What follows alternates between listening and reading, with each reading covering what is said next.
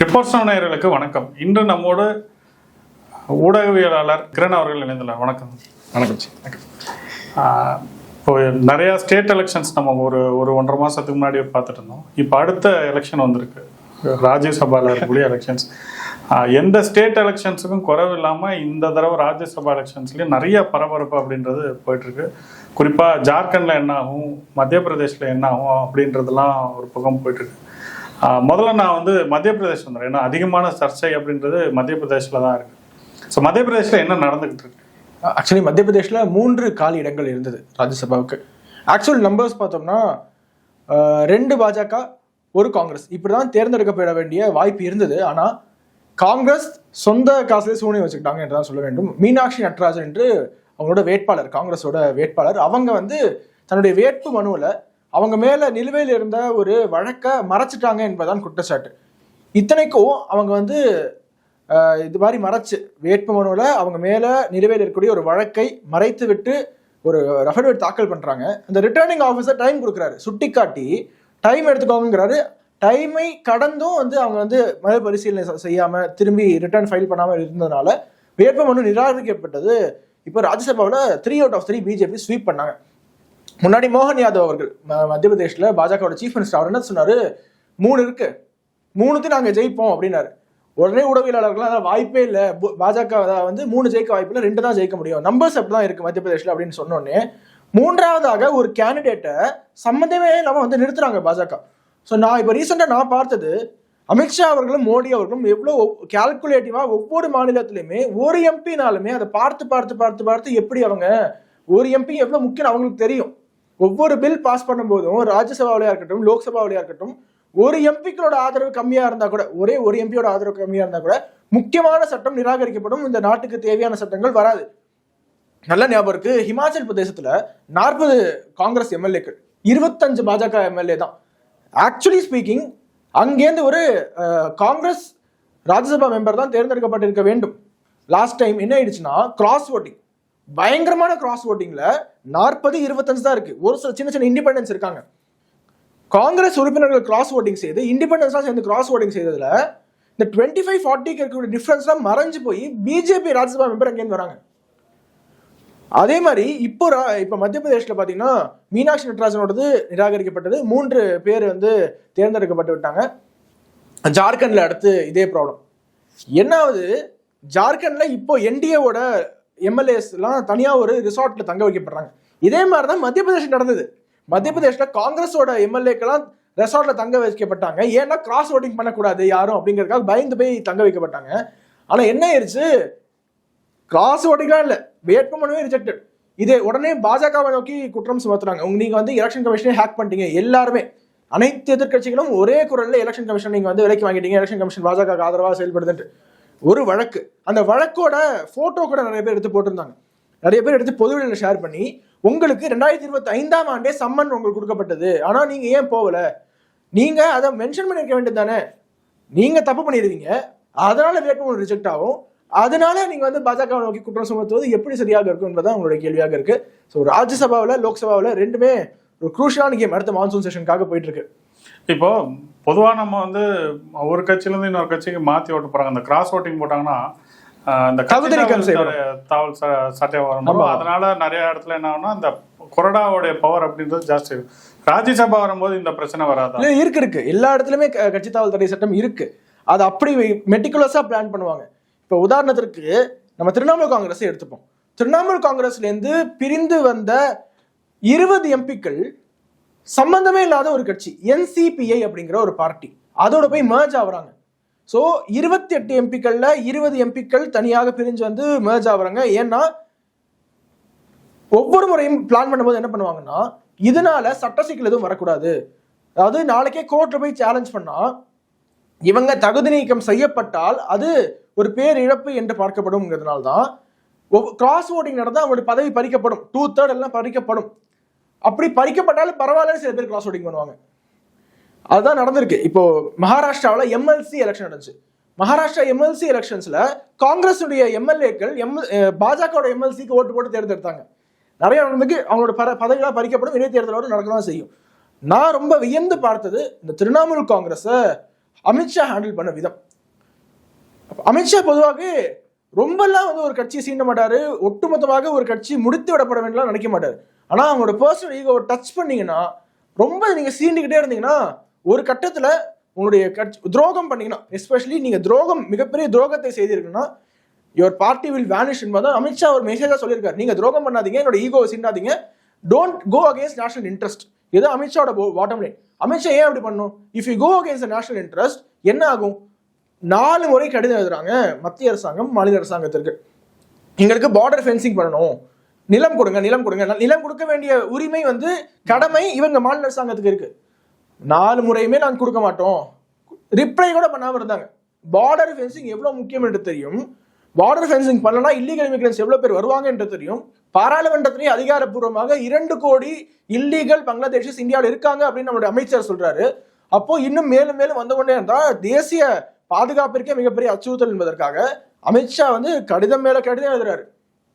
திரிணாமுல் காங்கிரஸோட கட்சிக்காரங்க நல்ல ஞாபகம் இருக்கு, இப்போ அந்த வீடியோ அவைலபிளா இருக்கு சோஷியல் மீடியால, மைக் போட்டு சொல்றாங்க, இங்க நிறைய பங்களாதேஷஸ் இருக்கீங்க, உங்களுக்கான ஓட்டு உரிமை நாங்க எங்க கட்சி சார்பாக எடுத்து கொடுக்குறோம், எங்களுடைய கட்சி உறுப்பினர்கள் நீங்க வந்து தொடர்பு கொள்ளுங்க அப்படின்னு பங்களாதேஷிஸ் மத்தியில போய் பேசுறாங்க. இங்க வெஸ்ட் பெங்கால்ல பங்களாதேஷி இல்லீகல் இமிகிரன்ஸ்க்கான ஒரு ஹப், அங்க நின்று பேசுறாங்க. ஸோ கொஞ்சம் கொஞ்சமா அவங்களுக்கு ஓட்டு உரிமை, அவங்களுக்கு எல்லா விதமான உரிமையை கொண்டு வந்தாங்க. சரி, இனிமேலும் இந்த பார்த்து சும்மா இருக்க முடியாது என்று இந்த எஸ்ஐஆர் பத்தி, இந்த சிஏஏ என்ஆர்சி பத்திலாம் ரொம்ப முன்னாடியே அமித்ஷா பேசியிருப்பாரு. ஆப் குரோனாலஜி சமஜியே அப்படின்னு ஹிந்தியில முதல்ல நாங்க சிஏஏ கொண்டு வருவோம், அப்புறம் என்ஆர்சி கொண்டு வருவோம், அப்புறமா இந்தியாவில் இருக்கக்கூடிய எல்லா இமிகிரன்ஸையும் துரத்தி அடிப்போம், அதெல்லாம் வெயிட் பண்ணுங்க, ஒரு நாள் நடக்கும் அப்படின்னு சொல்லியிருப்பாரு. அப்படி எஸ்ஐஆர் கொண்டு வந்தாரு, இல்லீகல் இமிகிரன்ஸோட ஓட்டெல்லாம் பறிச்சாரு, சிஆர்பிஎஃப் டெப்ளாய் பண்ணாரு வெஸ்ட் பெங்கால்ல. ஹெவியான சிஆர்பிஎஃப் பாதுகாப்போட, சப்போஸ் இந்த மாதிரி சிஆர்பிஎஃப் இல்லாம இருந்திருந்தாங்கன்னா மேற்கு வங்கத்துல பாஜக ஆட்சி அமைந்திருக்காது. ஒவ்வொரு முறையுமே எலெக்ஷன் ரிக்கிங் பண்ணி மட்டும்தான் ஜெயிச்சுட்டு இருக்காங்க. இப்ப கூட ஃபிராத் ஹக்கீம் அப்படின்னு ஒரு மேயர், கொல்கட்டாவோட மேயர், அந்த மேயர் என்ன பண்றாரு, குடும்பத்தோட போய் ஓட்டு போடுறாரு. குடும்பத்தோட ஓட்டு போடும்போது அந்த குடும்பத்தோட ஒரு குட்டி பொண்ணு, அவங்க 9 வயசு 10 வயசு தான் இருக்கும், விரல்ல மை தடவி நான் ஓட்டு போட்டேன்னு வந்து போட்டோ காமிக்கிறாங்க. எப்படின்னு தெரியல. இந்த மாதிரி நிறைய எலெக்ஷன் மால் பிராக்டிஸ் நடந்துகிட்டே இருந்திருக்கு. பாம்ஸ் ஒவ்வொரு முறையுமே பொது நிலையில பாம்பு வெடிக்கும். லோக்கல் என்ன தெரியுமா சொல்றாங்க, லோக்கல் திரிணாமுல் கட்சிக்காரங்க எப்படி பிரச்சாரம் பண்ணுவாங்கன்னா, நீங்க பாஜகவுக்கு ஓட்டு போட்டீங்கன்னா அது எந்த பூத்து எந்த வீடு வரைக்கும் நாங்க ட்ராக் பண்ணுவோம், ட்ராக் பண்ணி வந்து உங்களை அடிப்போம். 2018 உள்ளாட்சி தேர்தல், மெஹத்தோன்னு பேரு, அந்த மெஹத்தோ அப்படிங்கிற இளைஞரை தலையில கட்டி தொங்க விடுறாங்க, தொங்க விட்டு முதுகுல எழுதுறாங்க, இது நீ பாஜகவை ஆதரித்ததுக்கான பரிசு, இது கொண்டுட்டாங்க, கொன்னு தொங்க விடுறாங்க. இப்படி நிறைய பாஜக காரியகர்த்தர்கள், வயசான அம்மாலேருந்து சின்ன சின்ன குழந்தைகள் வரைக்கும் எல்லா பாஜக காரியகர்த்தர்களையும் கொண்டாங்க. அதற்கு 2026 தேர்தலுக்கு முன்னாடி அமித்ஷா 26ல பாஜக ஆட்சி அமைந்தவுடன் யாரெல்லாம் நம்முடைய காரியகர்த்தர்களை கொல்வதற்கு காரணமாக இருந்தாங்களோ, யாரெல்லாம் கொன்னாங்களோ, அவங்க பூமிக்கு அடியில புதைந்து கிடந்தாலும் அவர்களை வெளியில எடுத்து அவர்களுக்கான நீதியை பெற்றுக் கொடுப்போம். ரொம்ப இந்த முறை மெட்டிகுலஸா அணுகி கட்சி திரிணாமுல் காங்கிரஸ் சட்டமன்றத்திலையும் முடிச்சாரு, பாராளுமன்றத்திலையும் முடிச்சிட்டாரு. சட்டமன்றத்துல 80 எதிர்கட்சி 80 உறுப்பினர்கள் ஒட்டுமொத்தமாக, அதுல 63 பேருக்கு மேல, ஆரம்பத்தில் 60 பேர் தான் இருந்தாங்க, லிதா பிரதா பானர்ஜின்ட்டு, இதுக்கு முன்னாடி திரிணாமுல் காங்கிரஸால வெளியே அனுப்பப்பட்டவர், அவர் தலைமையில எதிர்கட்சி தலைவர். சட்டமன்ற உறுப்பினர்கள் போயிட்டாங்க. பாராளுமன்றத்துல இவங்களுக்கு க்ளோஸா இருந்தவங்கன்னா, மம்தா பானர்ஜி க்ளோஸா இருந்தவங்க பேட்டி கொடுக்குறாங்க, ஒன்னு மம்தா பானர்ஜி எங்களை சூஸ் பண்ணணும், இல்ல அபிஷேக் பானர்ஜி சூஸ் பண்ணணும். இப்ப பல உதாரணங்கள், எப்படி நெப்போட்டிசத்தினால பல கட்சிகள் அழிஞ்சிருக்கு அப்படிங்கிறதுக்கு திரிணாமுல் காங்கிரஸும் ஒரு உதாரணம். பல கட்சிகள் நெப்போட்டிசத்தினால அழிஞ்சிருக்கு. திரிணாமுல் காங்கிரஸ் அழிஞ்சதுக்கு பல ரீசன். ஒன்னு ஆன்டி நேஷனலிசம், 2வது நெப்போட்டிசம், 3வது ஆணவம், ஆணவத்தினுடைய உச்சம். ஒரு வீடியோ இன்னைக்கு வைரலா சோஷியல் மீடியாவில் போயிட்டு இருக்கு. ஜஹாங்கீர் கான் அப்படின்னு ஒருத்தர், இந்த ஃபால்தா பகுதியில் டைமண்ட் ஹார்பர் அபிஷேக் பானர்ஜியோட தொகுதி, அதுல புஷ்பா என்று அழைக்கப்படுவாராம். அவர் பேரே புஷ்பாவாம். ஏன் தெரியுமா? அவர் லோக்கல் தாதா, அவரை தாண்டி எதுவுமே பண்ண முடியாது. அப்படியே ஒரு சிம்ம சொப்பனமாக விளங்கிட்டு இருந்தாரு. லோக்கல்ஸ் தான் மிரட்டி உருட்டிக்கிட்டு இருந்தாரு. பாஜக ஆட்சி இப்ப வருது, அந்த இடத்துல சிஆர்பிஎஃப் போலீஸ் இவரை கையை கட்டி போட்டு நடுத்தரில் இழுத்துட்டு போறாங்க. இவர் எல்லாருக்கிட்டையும் மன்னிப்பு கேட்க, ஒவ்வொரு வீட்டு வாசல்லையும் போய் இவ்வளவு நாளா நான் உங்களை டார்ச்சர் பண்ணிட்டேன், என்னை மன்னிச்சிருங்க அப்படின்னு இந்த புஷ்பா, இந்த ரவுடி மன்னிப்பு கேட்டே போயிட்டு இருக்காரு. அதனாலதான் நீங்க வந்து அப்பீஸ்மெண்ட் பண்ணீங்கன்னா, ஆன்டி நேஷனல் பண்ணீங்கன்னா உங்களுக்கு தற்காலிகமாக எலக்ட்ரலி பெனிஃபிட் கிடைக்கும், ஆனா லாங் டேர்ம்ல உங்களுக்கு பயன் அளிக்காது. ஓகே, இப்போ இந்த ராஜ்யசபா எலெக்ஷன் நம்ம பார்த்துக்கிட்டே வரோம். கர்நாடகாவில் என்ன மாதிரி ஆகுது? ஏன்னா கர்நாடகாவுக்கு இப்போ எலெக்ஷன்ஸ் போயிட்டு இருக்கு, நிறைய எம்எல்ஏஸை கொண்டு போயிட்டு அரெஸ்ட் பண்ணிட்டு இருக்கிறதெல்லாம் நடந்துட்டு இருக்கு. ஸோ இதை தொடர்ந்து கர்நாடகாவில் ஏதாவது வாய்ப்பு உண்டா? கர்நாடகாவில் வந்து ஏன்னா 2 செட் அங்கே பிரிஞ்சிருக்கு. ஒன்று சிவகுமார் ஃபேக்ஷன், டிகே சிவகுமார் ஃபேக்ஷன். இது இருந்தாலுமே எனக்கு தெரிஞ்சு காங்கிரஸ் எம்எல்ஏக்கள் அங்கே வந்து என் பிளாக்கா ஓட்டு போடுறது அதிகமான வாய்ப்புகள் இருக்குன்னு நான் நினைக்கிறேன். அவர்களுக்கு இப்போ ஒரு கட்சி எப்போ கிராஸ் ஓட்டிங் பண்ணுவாங்க, இல்லைன்னா கட்சி தாவல் செய்வாங்க அப்படின்னா ஃபியூச்சரே இல்லாத பொழுது. இப்போ இந்த பார்ட்டியில் என்ன ஃபியூச்சரே இல்லை அப்படின்னா மாசா ராஜினாமா செய்கிறத பார்க்குறோம், கட்சி தாவல் செய்கிறத பார்க்குறோம். திரிணாமுல் என்ன ஃபியூச்சர் இல்லை, ஸோ கட்சி தாவல் பண்ணு. அதிமுக ஃபியூச்சர் இல்லைன்னு நினைக்கிறவங்க கட்சி தாவல் செய்கிறாங்க. ஆனால் மீண்டும் அங்கே காங்கிரஸ் ஆட்சிக்கு வர வாய்ப்பு இருக்கிறதுனால அவங்க மீறி வாக்களிக்க வாய்ப்பு இல்லாத நினைக்கிறேன்.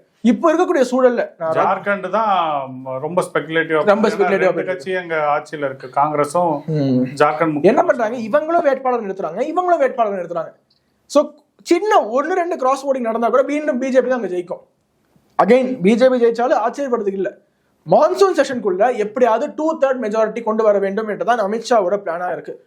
2/3 மெஜாரிட்டி வேணும்னா ஒரு முறை டீலிமிடேஷன் பில் கொண்டு வந்தாங்க, தோத்து போயிருச்சு. ஸோ மீண்டும் ஒரு முறை இந்த தோல்வியை பாராளுமன்றத்தில் நம்ம சந்திக்க கூடாது, 2/3 கொண்டு வரணும். என்டிஏவோட நம்பர்ஸ் பார்த்தீங்கன்னா 292 இருந்துச்சு. 292 வாஸ் என்டிஏ நம்பர்ஸ். ஸோ இப்போ இட் இஸ் 312, 20 என்சிபிஐ. ஆச்சரியம் என்னன்னா என்டிஏவோட பாஜகவுக்கு அடுத்தபடியாக மிகப்பெரிய பார்ட்னர் இந்த NCPI. Highest number of parliamentary seats இந்த என்சிபிஐக்கு தான் லோக்சபாவில் இருக்கு. ஸோ அதுக்கப்புறமா பாருங்க, நான் சொல்றது என்டிஏ அலையன்ஸ் சொல்றேன். என்டிஏவோட அலையன்ஸ்ல பாஜகவிற்கு 240, என்சிபிஐக்கு 20, டிடிபிக்கு 16, ஜேடியுக்கு 12, சிவசேனாவுக்கு 7. இந்த 7 என்பது 13 உயரப்போகுது. ஆனா சிவசேனா உத்தவ் தாக்கரேவோட ஃபேக்ஷன் மறுபடியும் பிரேக் ஆக போறாங்க. ஏன்னா பாருங்க, சிவசேனா உத்தவ் தாக்கரே ஃபேக்ஷன் அவங்களோட strongest hold Mumbai municipal corporation, Brihan Mumbai municipal corporation election தான். தொண்டு ஆண்டாண்டு காலமாக அங்க வந்து சிவசேனா மேயர் தான் பாம்பேல, இந்த மாதிரி பாஜக மேயர். சட்டமன்றத்துல துறை தெரியப்பட்டாங்க. எல்லா முனிசிபல் கார்பரேஷன்ஸ், லோக்கல் பஞ்சாயத்து எதுலையுமே உத்தவ் தாக்கரே ஃபேக்ஷன் இல்லைங்கிற போது ஒரு ஃபியூச்சரே இல்லாத பார்ட்டில ஏன் இருக்கணும்னு பிரேக் பண்ணி வரதான் போறாங்க. ஸோ எவ்வளவு பேர் இருக்காங்கன்னா, யூபிடி ஃபேக்ஷன்ல 9 பேர் இருக்காங்க. அதுல 6லேருந்து 8 பேர் வரைக்கும், ஒருத்தர் தவிர எல்லாருமே வரக்கூடிய வாய்ப்பு கூட இருக்கு. ஸோ எல்ஜேபி ஆர்விக்கு ராம்விலாஸ் பாஸ்வான் அந்த பார்ட்டிக்கு 5, ஜேடிஎஸ்க்கு 2, ஜேஎஸ்பிக்கு 2, ஆர்எல்டிக்கு 2, ஏடிஎஸ்க்கு 1, ஏஜிபிக்கு 1, ஏஜேஎஸ்யூக்கு 1, ஹெச்ஐஎம்க்கு 1, என்சிபிக்கு 1, எஸ்கேஎம்க்கு 1. ஸோ ஒட்டுமொத்தமாக இப்போ என்டிஏவோட நம்பர் 312. இப்போ என்னன்னா அகைன் நமக்கு கேட்கும் போது அப்செட்டா இருக்கலாம், ஆனா அது நடந்தாலும் ஆச்சரியப்படுறதுக்கு இல்லைன்னு நான் என்ன சொல்றேன்னா, திமுக பாஜக கொண்டு வரக்கூடிய மசோதாக்களுக்கு ஆதரவாக வாக்களித்தாலும் அது ஆச்சரியப்படுவதற்கு இல்லை. அப்ஸ்டைன் கூட பண்ணலாம். ஏன்னா இப்போ இங்க பாருங்க, எப்ப பாரு இந்த போலி மதச்சார்பு பேசக்கூடிய திமுக 2019ஆம் ஆண்டு என்ஐஏ அமெண்ட்மெண்ட் பில், அந்த அமெண்ட்மெண்ட் பில் என்ன சொல்லுது, இப்போ ஒரு தீவிரவாத அமைப்பு இருக்கு, அந்த தீவிரவாத அமைப்பை தீவிரவாத அமைப்பு என்று பேன் செஞ்சுட்டா அது வெவ்வேறு குட்டிகள் போடுது. 2004 காலகட்டங்கள்ல சிமியை பேன் பண்றாங்க, ஸ்டூடெண்ட் இஸ்லாமிக் மூவ்மெண்ட் ஆஃப் இந்தியாவை பேன் பண்ணதுக்கு அப்புறமா பிஎஃப்ஐ உருமாறுது. இதுல ஃபவுண்டிங் மெம்பர்ஸ்லாம் இங்க ஜம்ப் ஆகுறாங்க. ஸோ ஆஸ் லாங் ஆஸ் நீங்க வந்து ஒரு இண்டிவிஜுவலா டெரரிஸ்ட் என்று பேன் பண்ணாத வரைக்கும் தீவிரவாதம் இங்க ஒழியாது என்று அந்த அமெண்ட்மெண்ட்ல இண்டிவிஜுவல்ஸை டெரரிஸ்டா பிராண்ட் பண்றதுக்கான ஒரு சட்ட திருத்தம் அது. அதற்கு திமுக ஆதரவு வாக்களிக்குது. 2019ஆம் ஆண்டு பீக் ஆன்டி மோடி நரேட்டிவை தமிழ்நாட்டில் திமுக திட்டமிட்டு கட்டமைத்து அந்த வருஷம். ஸோ இப்போ மீண்டும் வந்து திமுக வந்து வாக்களிக்காதா அப்படின்னு கேட்டா, காங்கிரஸ் துரோகம் செய்து விட்டது திரும்ப சொல்லிட்டு இருக்காங்க. இன்னொரு பக்கம் காங்கிரஸ் பாஜக இல்லாத அணியை திமுக கட்டமைக்க வேண்டும் அப்படிங்கிற ஒரு திட்டத்திலையும் இருக்காங்க. Either they will abstain or ஆதரவாக வாக்களித்தால் கூட ஆச்சரியப்படுறது இல்லை. ஸோ 312 அப்படிங்கிறது திமுகவோட உறுப்பினர்கள் 22 பேர் இருக்காங்க. ஸோ 334 வரக்கூடிய வாய்ப்பு இருக்கு. அதை தாண்டி மிச்ச கட்சிகள் YSRCP 4 பேர், எப்பவுமே YSRCP பாஜக ஆதரவாக வாக்களிப்பாங்க. அதை தாண்டி சின்ன சின்ன கட்சிகள் இருக்கு. இப்போ சிரோமணி அகாலிதள் பாஜக ஆதரவாக வாக்களிக்க வாய்ப்பு இருக்கு. மற்ற கட்சிகள் டிஎம்சில ஒரு 29 பேர் இருக்காங்க. அதுல எவ்வளவு பேர் வெளியில வருவாங்க? அதுதான் நம்ம என்சிபி ஆட் பண்ணிட்டோம். இப்ப திரிணாமுல்ல 28 பேர் இருந்தாங்க. அந்த 28ல் 20 பேர் NCPI-யோட merge ஆயிட்டாங்க. ஓகே. ஸோ இந்த NCPI தான் நம்ம பேசி ஆகணும். இதுக்கு எப்படி பிளான் பண்ணியிருக்காருன்னு அமித்ஷா, NCPIங்கிற ஒரு party, nationalist citizens party of India அப்படின்னா என்னன்னு யாருக்குமே தெரியாது. இந்தியாவிலே முதல் முறையாக நம்ம கேள்விப்படுறோம் அந்த கட்சி பேரை. அதோட பிரசிடென்ட் ஒருத்தர் இருக்காரு. அந்த பிரசிடென்ட் மே மாசமே ரிசைன் பண்ணாரு பார்ட்டி பிரசிடென்ட் போஸ்ட்டை. ஃபவுண்டிங் மெம்பரு திரிபுரா எலெக்ஷன்ஸ்ல கண்டஸ்ட் பண்றாங்க. மொத்தமே 300 ஓட்டு தான் வாங்குறாங்க. 300 ஓட்டு வாங்குறாங்க. அப்புறம் 2026 தேர்தல் மே 4ஆம் தேதி ரிசல்ட் வருது. மே 31ஆம் தேதி சம்திங் அந்த பார்ட்டி பிரசிடென்ட் ரிசைன் பண்ணிட்டாரு. இப்ப புதிதாக திரிணாமுல் காங்கிரஸ் ரிபல் எம்பி ககோலி கோஷ் என்று பேரு, அவங்களே அந்த திரிணாமுல் காங்கிரஸ் பிரிஞ்சு வந்தவங்களை NCPI பார்ட்டியோட பிரசிடென்ட் ஆகிட்டாங்க. லீகலி அன்டச்டா இருக்காங்க. ஸோ இப்படிதான் மெடிகுலஸா பிளான் பண்றாங்க. ராஜ்யசபாவில் பாத்தீங்கன்னா இப்ப பொதுவாகவே பாஜகவிற்கு ஒரு இருக்கக்கூடிய பெரிய சிக்கலாக என்ன இருந்ததுன்னா, ராஜ்யசபாவில் நம்பர்ஸே இருக்காது. இப்ப ராஜ்யசபா பெட்டரா இருக்கு. ஒரு இப்ப ராஜ்யசபா சூப்பரா இருக்கு. they are almost close. 16+ தான் உங்களுக்கு தேவைப்படுற மாதிரி. வெறும் 16 நம்பர்ஸ் தான் பாஜகவிற்கு ராஜ்யசபாவோட தேவை. அதுவுமே BJD உறுப்பினர்கள், YSRCP உறுப்பினர்கள் இவங்கெல்லாம் வாக்களிப்பாங்க. இவங்கெல்லாம் வாக்களிச்சா பாஜகவோட லிஸ்ட்ல இருக்கிற மாதிரி delimitation bill will be passed. பாஜகவோட நிறைய அஜெண்டாக்கள்ல முக்கியமான அஜெண்டா இருக்கக்கூடிய UCC பாஸ் பண்ணாலும் ஆச்சரியப்படுறதுக்கு இல்லை. இப்போ தோத்து போச்சு டீலிமிட்டேஷன். ஸோ அதை மீண்டும் பாஸ் பண்ணியே ஆகணுங்கிறதுல ரொம்ப கவனமாக இருக்காங்க. அதே மாதிரி நிறைய மசோதாக்கள் அடுத்த மான்சூன் செஷன்ல டேபிள் பண்ண காத்திருக்காங்க. இப்போ பாஜக இவ்வளோ பிளானிங் பண்றாங்க. ரொம்ப மெட்டிகுலஸா ஒவ்வொரு பார்ட்டியில் இருக்கக்கூடிய எம்பிஸை கன்வின்ஸ் பண்றதா இருக்கட்டும், கிராஸ் ஓட்டிங்கா இருக்கட்டும், இந்த மாதிரி நிறைய விஷயங்கள், நிறைய யுக்திகள் பண்றாங்க. ஒரு தார்மீகமா பார்த்தா இதெல்லாம் எப்படி நம்ம கரெக்ட்னு சொல்ல முடியும்? சரியான கேள்வி. சாதாரண நபர், அதாவது அரசியல்ல நான் ஒரு தூய்மையான அரசியலை நான் கொடுக்கணும்னு நினைக்கிறாங்க ஒரு ஆர்டினரி சிட்டிசன் பார்க்கும்போது தார்மீகமே இல்லை, ஜனநாயக விரோதம் என்று நினைக்கலாம். ஆனா அரசியல் என்பது, வாஜ்பாய் பாருங்க இப்படிதான் நல்லவராக இருந்தார். 13 நாட்கள்ல வாஜ்பாயோட அரசாங்கம் கவிழும் போது அவர் பார்லிமெண்ட் ஒரு ஸ்பீச் கொடுப்பாரு, ரொம்ப ஃபேமஸ். அதாவது சர்க்காரை ஆயேங்கே ஜாயேங்கே, பார்ட்டியா பனேங்கே பிகடேங்கே, மகர் இஸ் தேஷ் ரஹனா சாஹியே. அரசாங்கம் வரும் போகும், ஆனா இந்த நாடு தான் மிக முக்கியம் அப்படின்னு அப்படியே தூய்மையானவராக இருந்தார். அதனால் வாஜ்பாய் தோற்கடிக்கப்பட்டார். 2004ஆம் ஆண்டு வாஜ்பாய் அவர்கள் இந்தியா ரைசிங் அப்படிங்கிற ஒரு ஸ்லோகனை வைக்கிறாரு. அதுக்கு காங்கிரஸ் இந்தியா ரைஸ் ஆகுது, ஆனா ஏழை மக்களுக்கு ஒண்ணுமே கிடைக்கல அப்படின்னு இதோ சொல்லி வாஜ்பாய் அவர்களை எப்படியாவது தோற்கடிக்க வேண்டும், தோற்கடிச்சிட்டாங்க. வாஜ்பாய் அவர்கள் கொண்டு வர வேண்டிய மிக முக்கியமான மசோதாக்கள் அவரால் கொண்டு வர முடியல. வாஜ்பாய் அவர்கள் செய்த தவறை மோடி, அமித்ஷா செய்யக்கூடாது என்பதை எப்போ உணர்றாங்கன்னா, காங்கிரஸ் ஆட்சிக்கு வருது, மோடியும் அமித்ஷாவையும் எப்படியாவது முடக்கியே ஆகணும். பல்வேறு போலி வழக்குகள், ஆட்சி அதிகாரம் இருக்கு என்பதற்காக காங்கிரஸ் மத்தியிலிருந்து பாஜக ஆளுகின்ற மாநிலத்து மேல ஏவி விட்டு அந்த அட்டகாசங்கள், அட்டூழியங்களை பார்த்துட்டு போலி CBI வழக்குல அவ்வளோ நாட்கள் உள்ள இருந்தாரு அமித்ஷா அவர்கள். கிரில்லிங், ஒரு சிட்டிங் சிஎம்மா மிகவும் அதிகமான கிரில்லிங்க்கு உள்ளானது. அதாவது CBI இன்னும் பல அமைப்புகள், மத்திய அரசாங்கத்தினுடைய அமைப்புகள் என்ன அவ்வளோ நேரம் விசாரிச்சாங்க, இந்தியாவிலேயே இந்த மோஸ்ட் டார்ச்சர்டு CM நானா தான் இருப்பேன் அப்படின்னு மோடி அவர்கள் ஓப்பனாகவே சொன்னார்.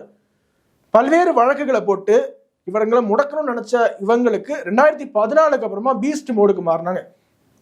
இதே பாஜகவோட MLA-க்கள் 2021ஆம் ஆண்டு திரிணாமுல் காங்கிரஸை சேர்ந்தவர்கள் பாஜக MLA-க்களை மிரட்டி 77 உறுப்பினர்கள் வெல்றாங்க. 2021ஆம் ஆண்டு 7 பேரை ரிசைன் பண்ண வைக்கிறாங்க. 7 இடைத்தேர்தல் வருது, 7 தொகுதிகளுக்கான இடைத்தேர்தல் வருது. ஸோ பிஜேபி எம்பிக்களை பல முறை உடைச்சு கொண்டு போயிருக்காங்க. ராம ஜென்ம பூமி இந்த ஸ்ட்ரகிள்ல 1992ஆம் ஆண்டு ஒரே ஒரு முறை இந்த பாப்ரி மஸ்ஜித் டெமாலிஷன் நடந்த அன்னைக்கு 4 மாநில பாஜக அரசாங்கம் கலைக்கப்படுது. நடந்தது UP-ல, ஆனா மற்ற மாநிலங்களோட பாஜக அரசாங்கம் ஏன் கலைக்கப்பட வேண்டும்? ஸோ பாஜக மேல அவ்வளோ அடக்குமுறை, அவ்வளோ இதெல்லாம் பார்த்துட்டு ஓகே, இனிமேலும் நம்ம நல்லவர்களா இருந்தா மட்டும் பத்தாது, நாட்டிற்காக டீலிமிட்டேஷன் பில்லோ UCC-யோ இன்னும் பல பில்ஸ் பாஸ் பண்ணனா இது நாட்டிற்கு பேரிழப்பு என்று தெரிஞ்சு 2 ஆப்ஷன் இருக்கு. நான் நல்லவனா தான் இருப்பேன், வேற எதுவுமே பண்ண மாட்டேன் என்று சொல்லக்கூடிய ஒரு ஆப்ஷன் இருக்கு. இல்ல ரெண்டாவது, நாட்டிற்கு தேவை என்பதற்காக constitutionally the 4 corners of the constitution என்று சொல்லுவாங்க, இதை போய் சேலஞ்ச் பண்ணுங்க கோர்ட்ல. இந்த மாதிரி எங்களை உடச்சு கொண்டு வந்துட்டாங்க அப்படின்னு முடிஞ்சா போய் சேலஞ்ச் பண்ண சொல்லுங்க கோர்ட்ல. முடியாது, ஏன்னா இது வித்தின் த கான்ஸ்டிடியூஷன். ஸோ பாஜக இதை தேச நலன் கருதி மட்டும் தான் செய்கிறது. இதை வெளியிலேருந்து பார்ப்பவர்களுக்கு மேபி ஒரு சில பேருக்கு சங்கடமாக இருக்கலாம், இல்லை பண்ணிருக்க கூடாதுன்னு நினைக்கலாம். ஆனா பில்ஸ் பாஸ் பண்ணி ஒரு சில ஆண்டுகள்ல அவர்கள் செய்தது சரி என்று நமக்கு புரிய வரும்.